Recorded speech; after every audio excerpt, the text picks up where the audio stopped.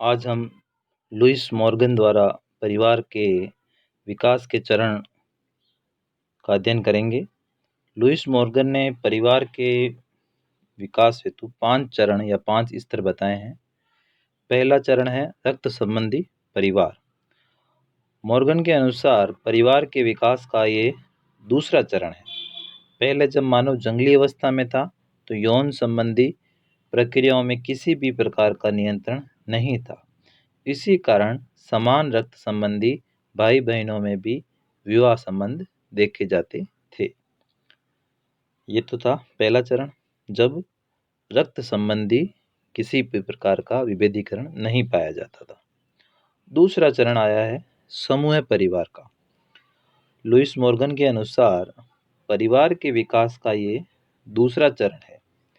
इस अवस्था में एक परिवार के सभी सदस्यों या परिवार के सभी भाइयों का विवाह दूसरे किसी परिवार की सभी बहनों के साथ होने लगा था। इस व्यवस्था में प्रत्येक पुरुष पति माना जाता था और प्रत्येक नारी सभी पुरुषों की पत्नी मानी जाती थी। इस अवस्था में भी यौन संबंधों को नियंत्रित करने वाली बात नहीं देखी गई, या हम ये कह सकते हैं कि उस समय यौन संबंधों को नियंत्रित नहीं किया गया था। तीसरा चरण परिवार की उत्पत्ति का जो लुईस मॉर्गन ने बताया है वो है सिंडेस्मियन परिवार। परिवार के विकास का ये तीसरा चरण है।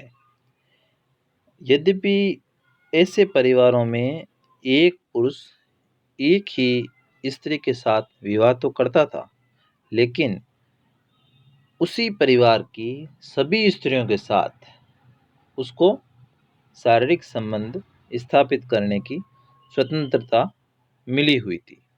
तो ये जो परिवार का प्रकार है इसमें पुरुष आधिपत्य हमें देखने को मिलता है।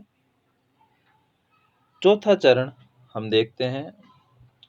चौथा चरण लुईस मॉर्गन महोदय ने बताया है पितृसत्तात्मक परिवार। परिवार के विकास की यह उन्होंने चौथी अवस्था बताई है। जैसा कि नाम से ही स्पष्ट है कि इस प्रकार के परिवार में परिवार की सत्ता का अधिकार पिता के पास होता था, या हम कैसे कह सकते हैं कि परिवार का जो सबसे वृद्ध पुरुष है उसके पास सत्ता एकत्रित होती थी। वह अपनी इच्छा अनुसार एक या एक से अधिक स्त्रियों के साथ विवाह करता था और सभी के साथ अपने संबंध स्थापित करने में स्वतंत्र था।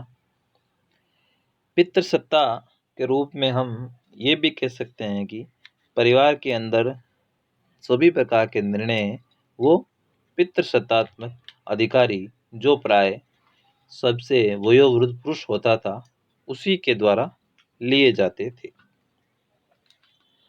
इन सब चरणों में हम देखते हैं रक्त संबंधी परिवार आया, समय परिवार आया, फिर सिंडेस्मियन परिवार आया, फिर पितृसत्तात्मक परिवार आया। आज ये उपरोक्त चारों प्रकार जो हमने अभी तक पढ़े हैं वो समाज में बहुत कम या नगण्य रूप से देखने को मिलते हैं। इनका अस्तित्व अब नहीं रहा है क्योंकि आज के आधुनिक समाज ने कहीं ज़्यादा प्रगति कर ली है और उस आधुनिकीकरण वैश्वीकरण की प्रगति के कारण एक नए परिवार का विकास हुआ जो हम आज देखते हैं। और उस 5वें चरण को उन्होंने एक विवाह परिवार की संज्ञा दी है। लुईस मॉर्गन क्या कहते हैं? एक विवाह का परिवार है वो विकास का अंतिम चरण है, परिवार के विकास का अंतिम चरण है, जिसके अंतर्गत अब पुरुष केवल मात्र एक ही स्त्री के साथ विवाह करता है और उसी स्त्री के साथ वो अपने यौन संबंध स्थापित करने की स्वतंत्रता समाज से पाता है और अन्य किसी भी परिवार की स्त्री के साथ उसका कोई अधिकार नहीं रहता है। स्पष्ट रूप से एक विवाह परिवार ऐसा परिवार है जो एक पुरुष और एक स्त्री के मध्य ही विवाह संबंध को मान्यता देता है और उन्हीं से उत्पन्न संतानों को समाज मान्यता देता है।